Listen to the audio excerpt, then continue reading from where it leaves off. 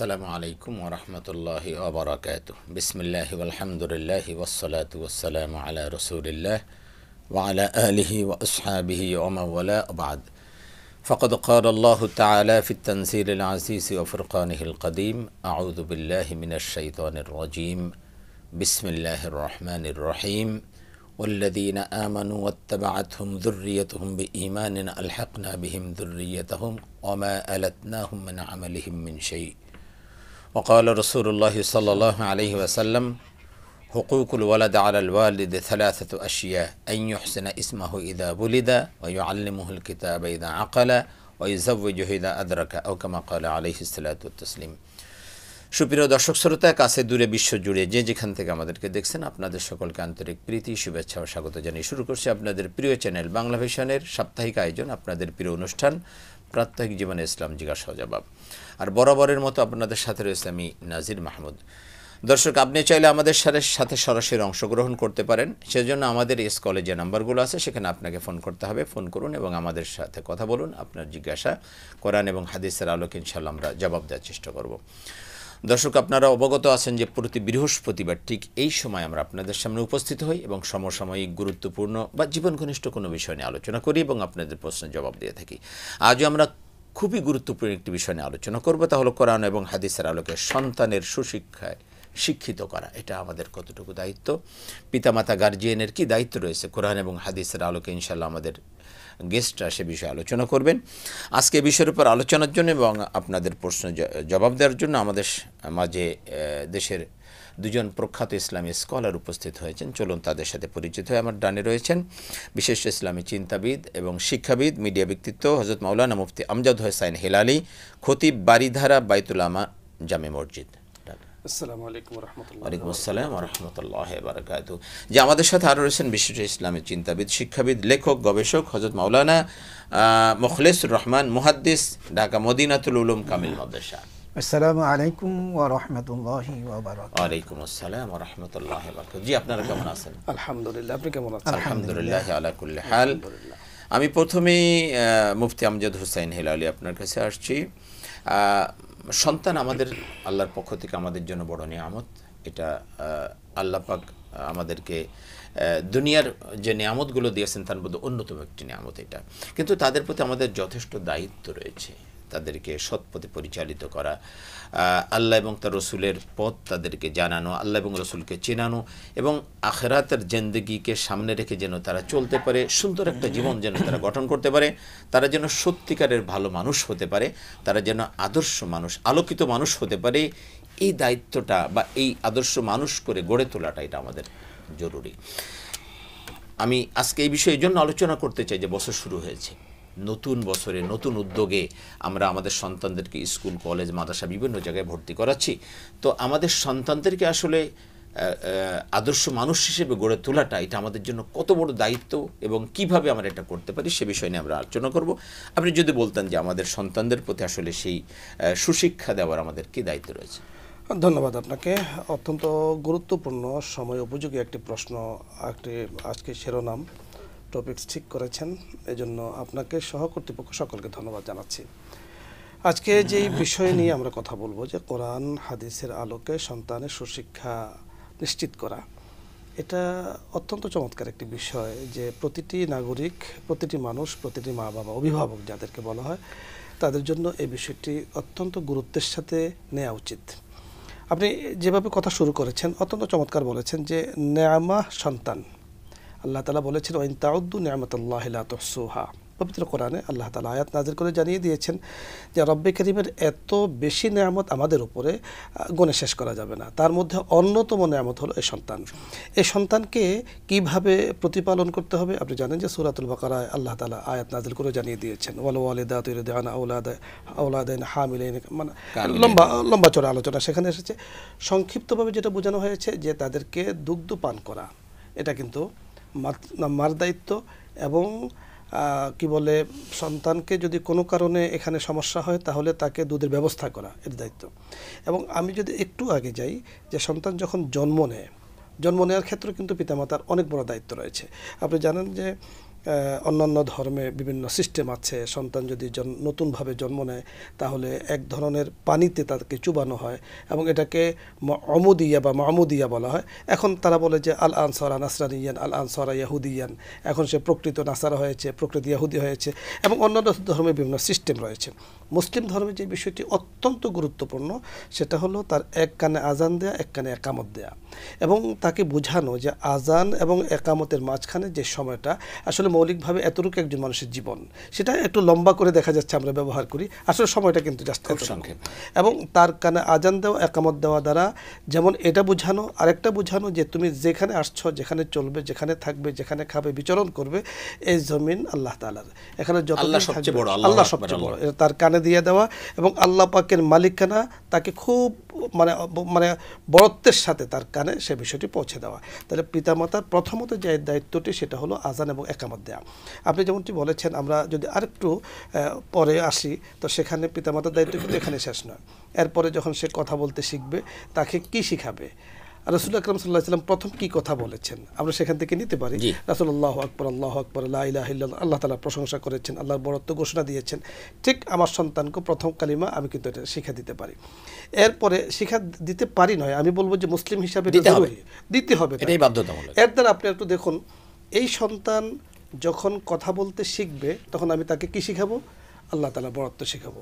তাকে কথা বলা আমি যখন শিখাবো তখন আমি তাকে আল্লাহ তাআলার প্রশংসা, আল্লাহ তাআলার মালিকানা, আল্লাহ তাআলার অভিভাবকত্বের জিম্মাদারিতে আমি আছি, এটা আমি তাকে শেখাবো।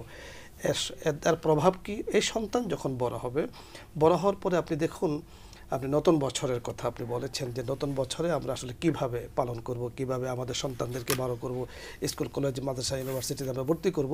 দেখুন, আজকে যদি আমার সন্তানকে আমি সুশিক্ষায় শিক্ষিত করি এবং ভালোভাবে তাকে আমি আল্লাহ এবং আল্লাহ রসুলের বিষয়গুলো তার কলবে আমি বসে দিতে পারি এবং তাকে আদর্শ নাগরিক, দেশের মহাব্বত, দিনের মহাব্বত তার কলবে আমি ঢেলে দিতে পারি, তাহলে দেখা যাচ্ছে যে সে ধর্মবিরোধী, রাষ্ট্রবিরোধী এবং সমাজবিরোধী কোনো কথা সে বলবে না, কারণ তার ভেতরে কোরআন এবং সুন্নাহ, আল্লাহর বড়ত্বের কথাগুলো আছে। আমরা যদি রাসূল আকরাম সাল্লাল্লাহু আলাইহি ওয়াসাল্লামের হাদিসের দিকে তাকাই, আপনি বলেছেন যে হাদিসের আলোকে, তাহলে হাদিসে কি আছে? কুল্লু মাউলুদিন ইউলাদু আলাল ফিতরা, প্রতিটি সন্তান জগতের বুকে আগমন করে ফিতরতের উপরে।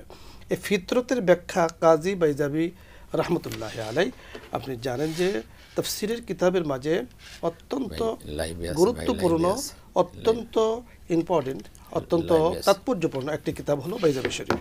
যে বাইজাবি শরীফের টিকার মধ্যে ইমাম বাইজাবি রহমতুল্লাহ আলাই আল ফিতরাতের ব্যাখ্যা করেছেন। কি ব্যাখ্যা করেছেন? যে প্রতিটি সন্তান আগমন করে ফিতরাতুন মানে আই ফিতরাতে ইসলাম, ইসলাম ধর্ম গ্রহণ করার যোগ্যতা নিয়ে জগতের বুকে সে আগমন করে। বা আবাওয়াহু ইউহাব্বিদানিহি আও ইউরাসসিরানিহি আও ইউমাজ্জিসানিহি, তার পিতামাতা তাকে হয় ইহুদি বানায় অথবা খ্রিস্টান বানায় অথবা অগ্নিপূজারী বানায়। বোঝা গেল যে প্রতিটি সন্তান জগতের বুকে যখন আগমন করে, মাতৃগর্ভে যখন থাকে, তখন তার যোগ্যতা হলো ইসলাম ধর্ম, ইসলামের প্রতি মহব্বত, ভালোবাসা। প্রাকৃতিকভাবে কিন্তু আল্লাহ তাআলা তাকে দিয়ে সেটা পাঠান, পরিবেশ কারণে সে অন্যান্য ধর্মের দিকে সেটা চলে যায়। তো আল্লাহ রাব্বুল কারীম তাকে রূহের জগতে হেফাজত করেছেন, মাতৃগর্ভে যখন ছিলেন তখন হেফাজত করেছেন। এই সন্তান যখন বড় হবে, আমি আল্লাহ পাকের বড়ত্ব মহত্ব শিখাবো, তখন সে যখন বড় হবে আস্তে আস্তে সুশিক্ষা শিক্ষিত হবে। ধন্যবাদ। আমি আবারও আপনার কাছে আসবো ইনশাআল্লাহ। চমৎকার বলছিলেন। আমি মুখলেসুর রহমান, মাওলানা মুখলেসুর রহমান আপনার কাছে আসছি। চমৎকার বলছিলেন আমাদের আমজাদ ভাই, একদম শুরু থেকে আমাদের সন্তানের দায়িত্বগুলো আমরা কিভাবে পালন করতে পারি। আমরা যদি দেখি যে আমরা হযরত লুকমান আলাইহিস সালাম, সূরা লুকমানে সন্তান কিভাবে প্রতিপালন করতে হবে, সন্তানকে কাছে ডেকে তাকে কিছু নসিহা করলেন যে বাবা তুমি এই করবে, এই করবে, এই করবে, ইয়া বুনাইয়া, ইয়া বুনাইয়া, হে আমার বৎস, হে আমার প্রিয় সন্তান, এভাবে বলেছিলেন। শুধু তাই নয়, আমরা যদি নবীদের এই বিষয়গুলো দেখি, আমরা দেখি ইয়াকুব আলাইহিস সালাম তার সন্তানদেরকে ইউসুফ আলাইহিস সালাম সহ কীভাবে নসিহা করেছেন।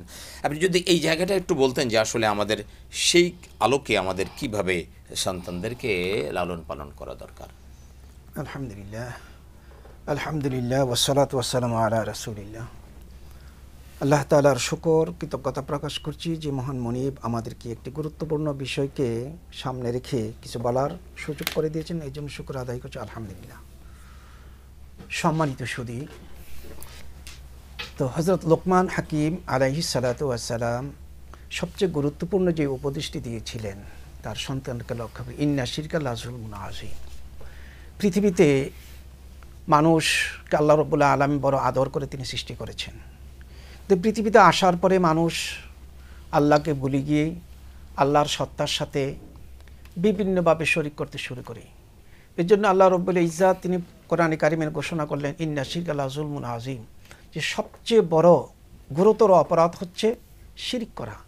আর সেই কথাটি লোকমান আলাইহিস সালাতু ওয়াস সালাম তার সন্তানকে লক্ষ্য করে এই কথা বলেছেন, লা তুশরিক বিল্লাহ, যে আল্লাহর সাথে শরিক করবে না। কারণ এই শরিক করার দ্বারা, শিরিক করার দ্বারা মানুষের ইবাদত নষ্ট হয়ে যায়, শিরিক করার দ্বারা মানুষের ঈমান নষ্ট হয়ে যায়, শিরকের দ্বারা মানুষ পরকাল হারিয়ে ফেলে, শিরকের কারণে মানুষ জান্নাতকে হারিয়ে ফেলবে। এক কথা শিরক হচ্ছে মান ক্বালা লা ইলাহা ইল্লাল্লাহ দাখালাল জান্নাহ।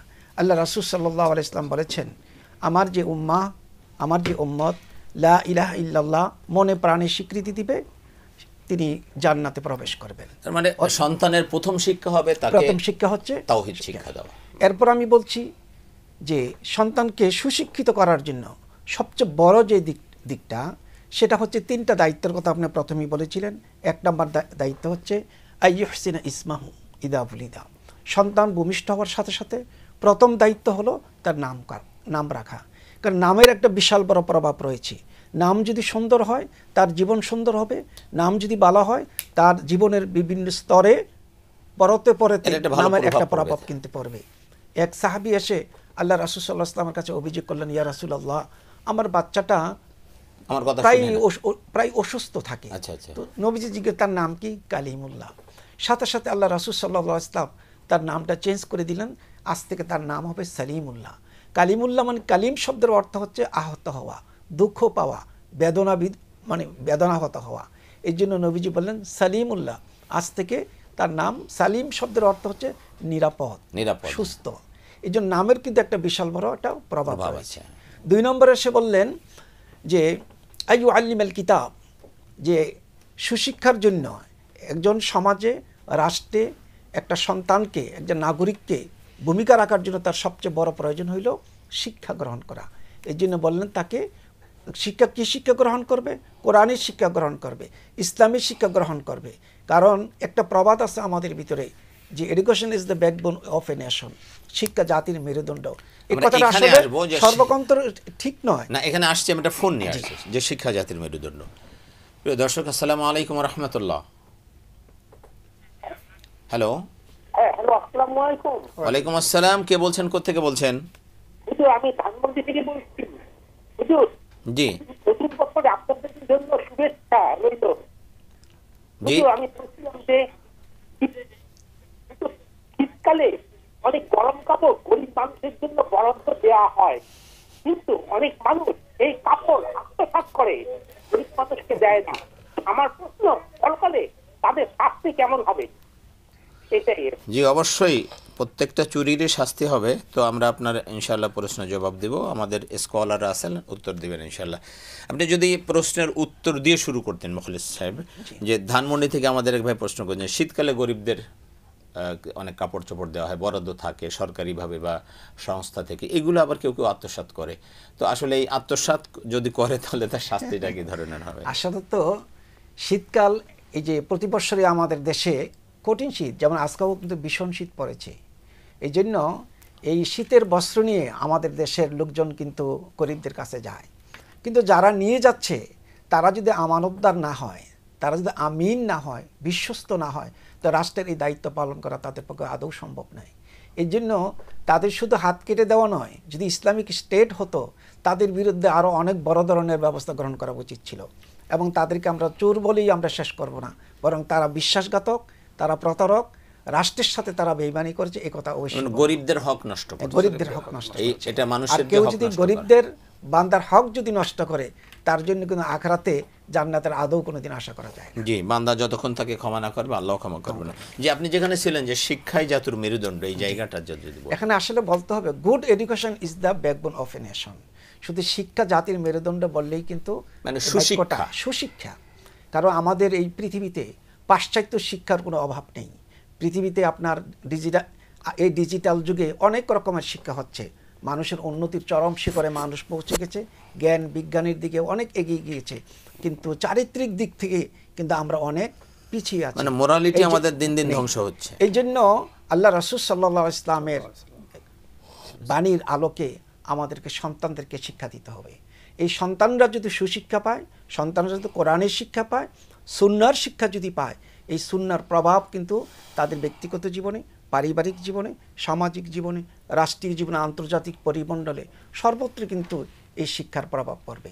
এই জন্য আমাদেরকে এই শিক্ষা যদি ফলপ্রসূ করতে হয়, আমাদেরকে প্রথমে কিন্তু চয়েস করতে হবে যে একজন মা আমাদেরকে নির্বাচন করতে হবে। কারণ নেপোলিয়ন বলেছিলেন, if you give me a good mother I shall give you a good nation. তুমি যদি আমাকে একটা ভালো মা যদি উপহার দাও, আমি তোমাকে একটা ভালো জাতি উপহার দিব। এই জন্য আমাদেরকে প্রথমেই এই কাজটুকু করতে হবে। যখনই একটা ছেলে উপযুক্ত হবে, বিয়ের উপযুক্ত হবে, তাকে একজন ভালো পাত্রী খুঁজে বের করতে হবে। কারণ এই মা থেকে যে প্রোডাক্টটা আসবে, সেই প্রোডাক্টটাই কিন্তু সমাজে, রাষ্ট্রে সে অবদান রাখবে। এই বিষয়ের দিকে আমাদেরকে অবশ্যই আমরা যখন সন্তান বিবাহ করাবো তখন যেন ভালো পাত্রী দেখে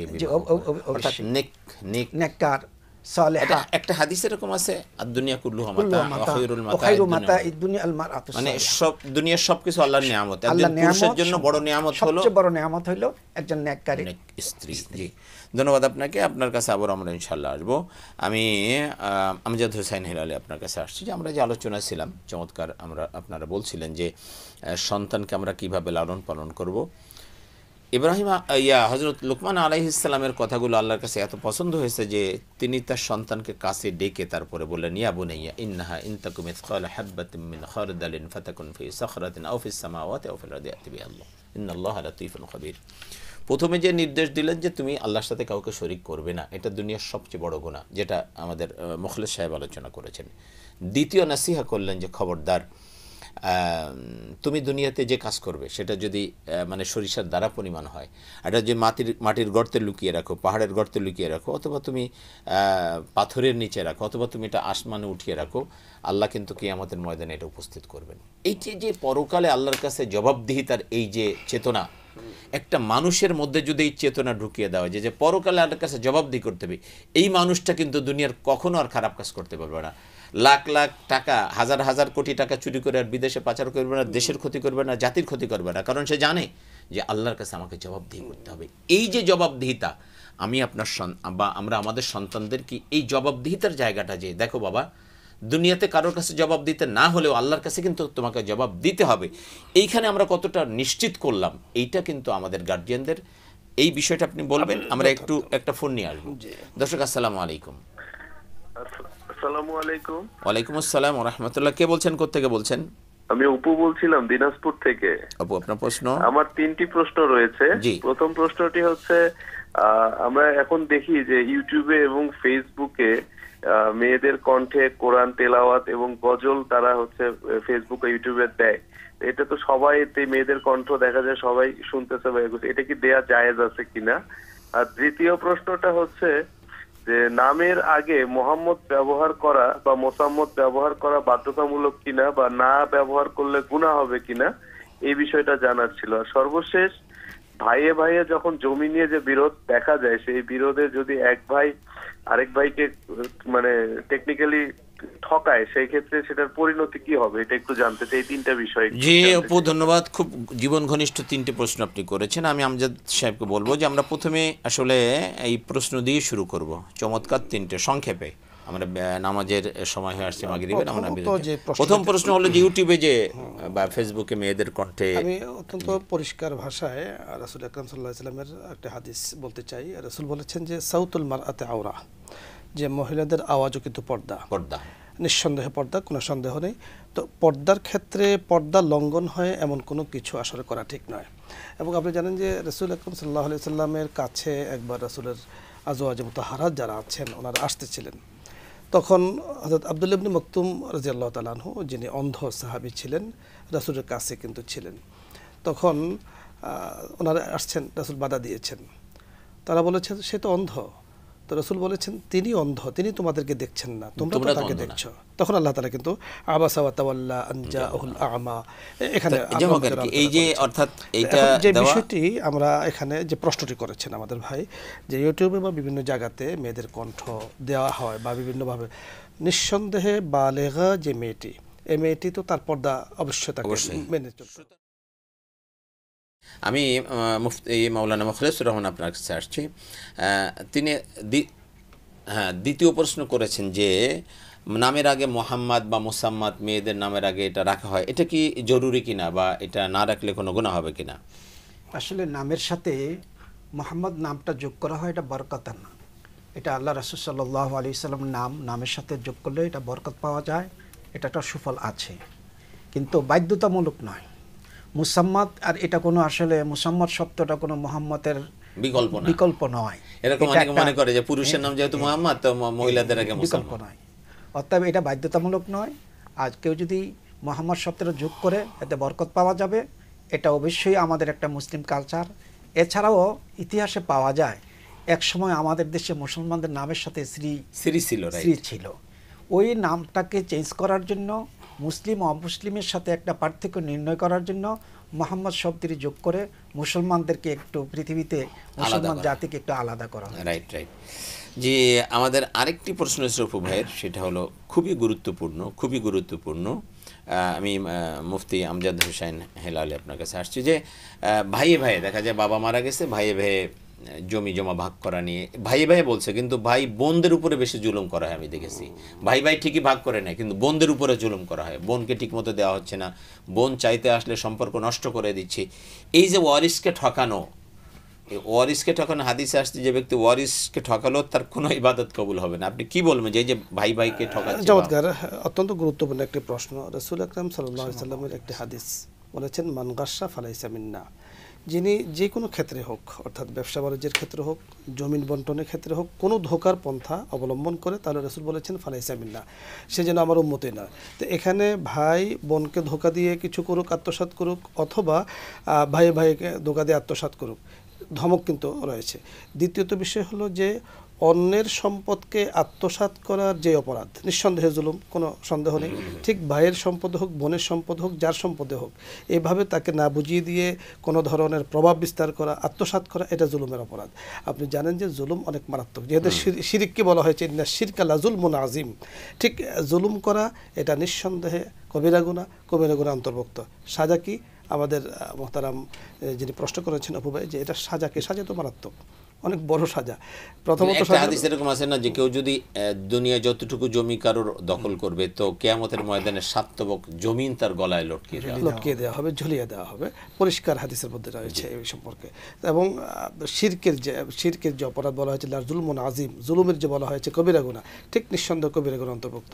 আবার রাসূল যে ধমক দিয়েছেন যে ফালাইসা মিন্না, সে আমার অন্তর্ভুক্তই না। আর রাসূল যাকে পরিচয় না দিবেন সে তো আল্লাহ জান্নাত পাবে না, নিঃসন্দেহে তার পরকাল নিঃসন্দেহে খারাপ। আরেকটি বিষয় হলো যে আরেকজনের সম্পদ আত্মসাৎ করে কেউ কোনোদিন ইহজগতে শান্তি পেয়েছে, ইতিহাসে কিন্তু এরকম দৃষ্টান্ত বিরল, খুব কম আছে। আমি বলবো যে আরবিতে বলা হয় মহাল, মানে কাল মহালি, এটা অসম্ভব যে সে মানে আরেকজনের সম্পদ আত্মসাৎ করে আরেকজনকে কষ্ট দিয়ে নিজে শান্তিতে থাকবে, এটা আসলে সম্ভব নয়। যদিও প্রকাশ্যভাবে দেখা যায় যে তিনি খুব আরামে আছেন, আসলে আল্লাহ তাআলা, কারণ শান্তিটা তো আসলে মনের সম্পর্ক। তো আপনি আল্লাহ পাক প্রত্যেকটি মানুষকে একটা অন্তর দিয়েছেন, চিন্তা করার একটা বিষয় দিয়েছেন, জগৎ দিয়েছেন। তার জগতে তাকে এমনভাবে ধ্বংসন করে যে সে ঘুমাতে পারে না, খেতে পারে না। এর জন্য স্বচ্ছ জীবন হলো যে নিজেকে একেবারে ঝামেলা মুক্ত রাখা। যে আমরা যে আলোচনা ছিলাম যে সন্তানের অধিকার, সন্তানকে সুশিক্ষায় শিক্ষিত করা, আসলে গার্জিয়ান হিসেবে আমি যদি বলি, গার্জিয়ান হিসেবে আমাদের দায়িত্ব হলো, আল্লাহ বলছেন কু আনফুসাকুম ওয়া আহলিকুম নারা, তুমি নিজে জাহান্নাম থেকে বাঁচো, পরিবারকে বাঁচাও। তো আমার সন্তান জাহান্নামের দিকে যাচ্ছে, জাহান্নামে যাওয়ার কাজগুলো করছে, আর আমি গার্জিয়ান হয়ে চুপচাপ বসে আছি, এ তো নির্বোধ গার্জিয়ান, নিশ্চিত নির্বোধ গার্জিয়ান। এর চেয়ে নির্বোধ গার্জিয়ান কিছু হতে পারে না যে তার সন্তান জাহান্নামের দিকে যাচ্ছে, জাহান্নামে যাওয়ার কাজগুলো করছে, আর সে চুপচাপ বসে আছে, কিছুই বলছে না। সুতরাং আমাদেরকে যে কথাটা হযরত লুকমান আলাইহিস সালাম তার সন্তানকে বললেন যে বাবা, আল্লাহর কাছে কিন্তু জবাবদিহি করতে হবে। সুতরাং আমাদের রাস্তা হলো যে আমরা আমার সন্তানকে যেন আল্লাহর সন্তুষ্টি অর্জন বা জান্নাতের রাস্তাটা দেখাতে পারি, এটা হলো তার মূল মানে প্রাথমিক শিক্ষা। এই জায়গাটা যদি আপনি একটু কথা এখানে আমি একটু বলতে চাই যে আপনি ছোটবেলা আপনি শুনেছেন কিনা, আমাদের দর্শক যারা আছেন তারাও শুনতে পারেন, যে আমরা একটা গজল শুনেছিলাম ছোটবেলায়, শুনতাম যে আল্লাহ তাআলা কাজী হবেন, যাররা যাররা হিসাব নেবেন, যে আল্লাহ তাআলা ময়দানে মাহশারের কিন্তু পুঙ্খানুপুঙ্খ হিসাব নেবেন। তারই ইঙ্গিত কিন্তু লোকমান আলাইহিস সালাতু সালামের এই আয়াতের মধ্যে, যে যেখানে থাকো না কেন, তুমি যেখানে থাকো, যাই করো, আকাশে করো, জমিনে করো, জমিনের নিচে করো, সপ্তাহ আকাশের উপরে করো, তোমাকে কিন্তু সেটা হিসাব দিতে হবে। আল্লাহ তাআলা কিন্তু সেগুলো সামনে নিয়ে আসেন এবং পুঙ্খানুপুঙ্খানু হিসাব দেওয়া হবে। এখানে এই যে বিষয়টা, যে আমাকে প্রতিটি জিনিসের জবাব দিতে হবে, আমি কি করছি না করছি, তাহলে আমার প্রকাশ্য এবং গোপন আমার কিন্তু এক হয়ে যাবে। আমি প্রকাশ্যে যে গুণাটা আমি করব না, গোপনও সেটা আমি করব না, কারণ কেউ দেখছে না, আল্লাহ পাক আমাকে দেখছেন। এই সম্পর্কে অনেক আলোচনা কিন্তু এখানে আছে। লোকমান আলাইহিস সালাতু ওয়াসসালাম তার সন্তানদেরকে মূলত এই বিষয়টি বোঝাতে চেয়েছেন যে তুমি সদা সর্বদা আল্লাহ পাক তোমার সাথে আছেন, এই বিষয়টাকে তুমি বিশ্বাস করো, আর এমন কোনো কাজ করবে না যে কাজের কারণে তুমি ময়দানে মাহশারে আল্লাহ তাআলার সামনে তোমাকে লজ্জিত হতে হবে। আমি এটা নিশ্চিত করে বলতে পারি যে এই অনুভূতি যার মধ্যে থাকবে সে আর কখনো খারাপ কাজ করতে পারবে না। আমি আপনাকে একটু যদি আমি বলি যে এই অনুভূতি যার ভিতরে থাকবে, তার ভেতরে কিন্তু কোরআন কারীমে লোকমান আলাইহিস সালামের এই উপদেশের আগেই কিন্তু বলা হয়েছে যে তোমার বাবা মা, তোমার মা তোমাকে কত কষ্ট করে লালন পালন করেছে, সেখানে মার অধিকার, বাবার অধিকার কিন্তু আছে, এবং সেখানে আল্লাহ পাকের তাওহীদের উপরে আস্থা, অবিচল ইত্যাদির কথা আছে। এবং পবিত্র কোরআনের ঠিক অন্য সূরাতের মধ্যে আল্লাহ তাআলা বলেছেন যে ওয়ামুর আহলাকা বিস-সালাতি ওয়াসতাবির আলাইহা, যে তুমি তোমার সন্তানকে নামাজের কথা বলো, পরিবারকে নামাজের কথা বলো, এবং তার উপরে অটল অবিচল থাকো। শুধু একবার বললেই হবে না, এই শিক্ষাগুলো যখন একজন ব্যক্তির ভেতরে আসে, এবং লোকমান আলাইহিস সালাতু ওয়াসসালাম এই সূরার মাঝে 10টি উপদেশের তার সন্তানকে দিয়েছেন। 10টি উপদেশ, প্রতিটা উপদেশ প্রতিটা নাগরিক, প্রতিটা মানুষের জন্য এত উপকারী যে তার জীবন চলার ক্ষেত্রে যেমন সহায়ক, দিনের উপরে থাকাতে যেমন সহায়ক, অনুরূপভাবে মৃত্যু তার জন্য সহজ আল্লাহ তাআলা দান করবেন যদি এর উপরে 10টা উপদেশ তিনি মেনে চলে। ঠিক শেষে আয়াতের কি বলেছেন, অকসিদ ফি মাশিকা ওয়াগদুদ মিন সাউতিক ইন্না আনকারাল আসওয়াত লা সাউতুল হামির। কি বলেছেন, যে তুমি তোমার চলনকে, তোমার বলনকে তুমি একদম মাঝামাঝি করো, তুমি এমনভাবে হেঁটো না জমিনের মধ্যে যে তুমি জমিনকে বিদীর্ণ করছো, জমিনকে একবার মানে অহংকার প্রকাশ করে চিৎকার করে কারোর সাথে কথা বলবে না, এবং এমন চিৎকার করবে না। এবং বলা হয়েছে যে উঁচু আওয়াজে কথা বলে কে, গাদা কথা বলে। তো আল্লাহ তাআলাই নিজে উঁচু আওয়াজে কথা বলে কে গাদার সাথে উপমা দিয়েছেন। তার মানে এই যে উপদেশগুলো আমাদের জন্য, আপনি দেখুন একটি সন্তান যখন লোকমান আলাইহিস সালাতু ওয়াসসালামের এই উপদেশগুলো মেনে চলবে, তাহলে তার বাবা মার প্রতি তার মায়া হবে, বাবা মার প্রতি তার অধিকার সাব্যস্ত হবে, এবং নিজের দায়িত্ব বুঝবে যে আমার বাবা মা আমাকে যেমন লালন পালন করেছেন, দায়িত্ব। আমি যখন ছোট ছিলাম আমার বাবা মা নিঃসন্দেহে আমাকে ফেলে কোথাও চলে যান নাই, নিঃসন্দেহে আমি জ্বালাতন করি এই জন্য আমাকে কোনো জায়গাতে রেখে আসেন নাই, বৃদ্ধাশ্রমে রেখে আসেন নাই। ঠিক বয়স হয়ে যায় যখন, দিনী শিক্ষা না থাকার কারণে, ইসলামিক শিক্ষা না থাকার কারণে দেখা যাচ্ছে যে একটা পর্যায়ে নিজের মা বাবাকেও আপনার বৃদ্ধাশ্রমে রেখে আসছে। জি, ধন্যবাদ আপনাকে। আপনার কাছে আবারও আসবো। আমি মাওলানা মুখলেসুর রহমান আপনার কাছে আসছি। যে ভাই, আজকে যে আমাদের বিষয়টা যে সন্তানকে সুশিক্ষা শিক্ষিত করা, আমি যেটা বলি বা আমি যেটা রিয়েলাইজ করি যে আপনার সন্তানকে আপনি গাড়ি, বাড়ি, ব্যাংক ব্যালেন্স সব দিলেন, কিন্তু ভালো মানুষ বানাইতে পারলেন না, আপনার সব বৃথা চলে যাবে, কোনো কাজ হবে না। এটা আপনি দুনিয়াতেও বদনামের শিকার হবেন, বলবেন যে মানে মানুষ বলবে যে একটা কুলাঙ্গার সন্তান জন্ম দিয়ে গেছে, আপনার মুখে চুনকালি দেবে, আর আখিরাতেও আপনার জাহান্নামে যাওয়ার একটা বড় কারণ হয়ে যাবে এটা। আর সন্তানকে আপনি কিছুই দিতে পারেন নাই, গাড়ি, বাড়ি, ব্যাংক ব্যালেন্স কিছুই দিতে পারেন নাই, কিন্তু আদর্শ মানুষ বানিয়ে গেছেন, সত্যিকারে আল্লাহওয়ালা, মানে আদর্শ মানুষ, আলোকিত মানুষ করে গেছেন। তাহলে এই সন্তান দুনিয়াতে আপনার মুখ উজ্জ্বল করবে, আখিরাতে এই সন্তানই জান্নাতে যাওয়ার একটা বড় কারণ হবে। সুতরাং এই জায়গাটা যদি আপনি বলতেন যে আমাদের সন্তানদেরকে, আমি যেটা বলি যে বড় শিক্ষিত করা জরুরি, কিন্তু তার চেয়ে বেশি জরুরি হলো তাদের ভালো মানুষ বানানো। মানে ভালো মানুষ হলেই কিন্তু আবার মানে বড় শিক্ষিত হলেই কিন্তু ভালো মানুষ হয় না। এটা আমি নিশ্চিত করে বলছি যে বড় শিক্ষিত হলেই ভালো মানুষ হয় না। আপনি দেখেন আমাদের দেশের যত ক্রাইম, এই যে কোটি কোটি টাকা পাচার হয়েছে, চুরি করেছে, এই যে জুলুম করেছে, নির্যাতন করেছে, সব শিক্ষিত লোক। গ্রামের সাধারণ মানুষ এটা করতে জানেও না, করেও না, অশিক্ষিত কেউ করে নাই, এদের বড় বড় সার্টিফিকেট আছে। তাহলে সার্টিফিকেট থাকলেই ভালো মানুষ হয় না। তো আমাদের সন্তানদেরকে তো আসলে আমরা ভালো মানুষ বানাতে চাই, আসলে আমরা সেই জায়গাটা একটু আপনি যদি বলতেন যে আসলে আমাদের কি করতে হবে। যে অত্যন্ত চমৎকার প্রশ্ন। এ বিষয়ে একটি প্রবাদের কথা আমি বলছি, আরবিতে একটা প্রবাদ আছে, সেটা হচ্ছে ইন্নাকা লা তাজনি মিনাশ শাউকিল ইনাব, যে তুমি মানে কাঁটাদার বৃক্ষ থেকে তুমি আঙ্গুরের ফল আশা করতে পারো না। আরেকটা প্রবাদ আছে, কামা তাদিনু তুদান, যেমন কর্ম তেমন ফল। এর জন্য বাবা মা হচ্ছে পৃথিবীর ইতিহাসে, দুনিয়ার জীবনে প্রথম এবং প্রধান শিক্ষক হচ্ছে বাবা এবং মা। এবং এই শিক্ষক শিক্ষিকা হিসাবে বাবা মায়ের দায়িত্ব এবং কর্তব্য হচ্ছে সন্তানকে দ্বীনি চেতনার উপরে গড়ে তোলা। এই প্রসঙ্গে হুজুর যে হাদিসটা বলছেন, আমি আবার রিপিট করছি, কুল্লু মাউলুদিন ইউলাদু আলাল ফিতরা ফাআবাওয়াহু ইউহাব্বিদানিহি ওয়া ইউনাসসিরানি ওয়া ইউমাজ্জিসানি।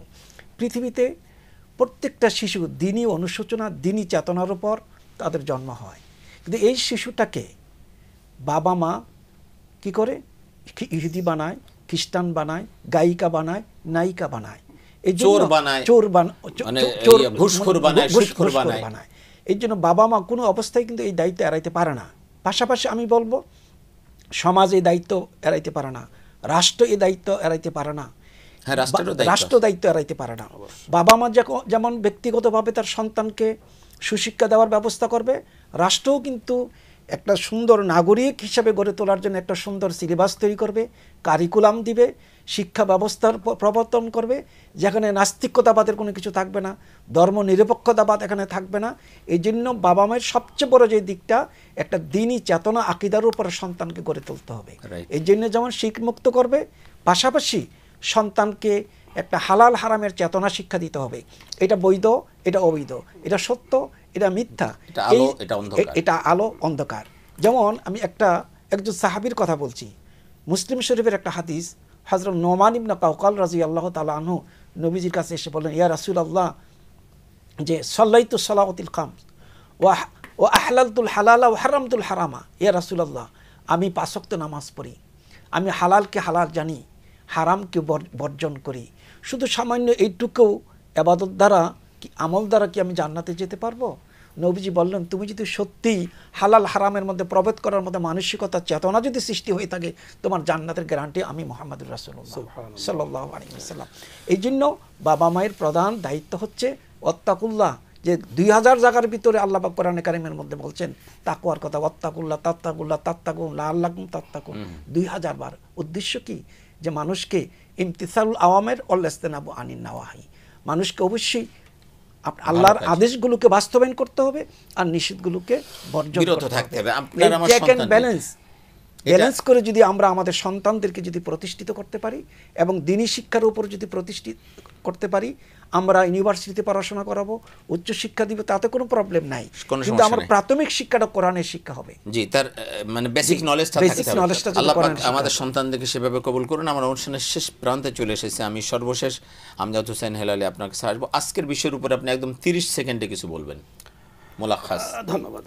আজকের যে বিষয়টি আমরা খুব সংক্ষেপে যদি বলি, যে আমাদের বাবা মা আমরা যারা আছি, আপনি নিজে অভিভাবক, আমিও আমাদের যে দায়িত্বটা, আমরা কোরআনের যে আয়াত আল্লাহ তাআলা আমাদেরকে বলে দিয়েছেন, জানিয়ে দিয়েছেন, হুকুম করেছেন, অনুরোধ করেননি, বলেছেন ওয়ামুর আহলাকা বিসসালাত। আমার সন্তান যখন বড় হয়েছে, যখন সে কিছু শিখতেছে, এক কথায় বালেগ হয়েছে, তো তাকে নামাজের তালকিন দেওয়া, তাকে নামাজ শিক্ষা দেওয়া এবং এর আগ থেকে তাকে নামাজের অভ্যাস করা। আমি যখন একজন সন্তানকে নামাজি বানাবো, আমার পরিবারকে আমি নামাজি বানাবো, তো নামাজের ফল কিন্তু আমাকে দুনিয়াবি সব ধরনের খোরাফাত থেকে হেফাজত করবে। ধন্যবাদ আপনাদের উভয়কে, অনেক চমৎকার বলছেন। আমরা যেন আমাদের সন্তানদেরকে সুশিক্ষায় শিক্ষিত করতে পারি, যে কথাগুলো আমরা শুনলাম সেটার উপর যেন আমরা আমল করতে পারি। প্রিয় দর্শক, আমরা কি চাই? আমরা দুনিয়ায় এসেছি অল্প দিনের জন্য। আমরা কি চাই? আমরা চাই আমাদের অনন্ত যে জিন্দেগি আছে সেটা যেন অত্যন্ত সুন্দর হয়, সেটা যেন সুখময় হয়। তো সেই জন্য আর দুনিয়া কিন্তু আপনার আমার জন্য ক্ষেত, এখানে যেমন চাষ করবেন ওইখানে তেমন ফসল পাবেন। এই জন্য আমরা যেন আমাদের সন্তানদেরকে সত্যিকার আদর্শ মানুষ করে গড়ে তুলতে পারি। আবারও বলি, আমাদের সন্তানদের শিক্ষিত হওয়া জরুরি, কিন্তু তার চেয়ে বেশি জরুরি তারা আদর্শ মানুষ হওয়া। আমরা যেন তাদেরকে সত্যিকারের আদর্শ মানুষ হিসেবে গড়ে তুলতে পারি। আল্লাহ পাক আমাদেরকে সেই তৌফিক দান করুন। আমরা অবস্থান করছি রজব মাসে। আজকে রজব মাসের 1 তারিখ। আল্লাহ রাসূল সাল্লাল্লাহু আলাইহি ওয়াসাল্লাম রজব মাস আসলে একটা দোয়া করতেন, আল্লাহুম্মা বারিক লানা ফি রজব ওয়া শাবান ওয়া বাল্লিগনা রমাদান। হে আল্লাহ, আপনি রজব এবং শাবানের বারাকা আপনি আমাদেরকে দান করুন, আর আমার হায়াতকে রমজান পর্যন্ত বৃদ্ধি করে দিন। আমরাও সে দোয়া করব এবং আমরা এই রজবের যে বারাকা রয়েছে সেই বারাকা যেন আমরা গ্রহণ করতে পারি, বেশি বেশি ইবাদত বন্দেগীর মাধ্যমে আল্লাহ সন্তুষ্টি অর্জন করতে পারি। আল্লাহ পাক আমাদেরকে সেই তৌফিক দান করুন। আপনাদের ইহকালীন পরকালীন কল্যাণ কামনা করে আজকের মতো বিদায় নিচ্ছি। আল্লাহ হাফেজ। আসসালামু আলাইকুম ওয়া রাহমাতুল্লাহ।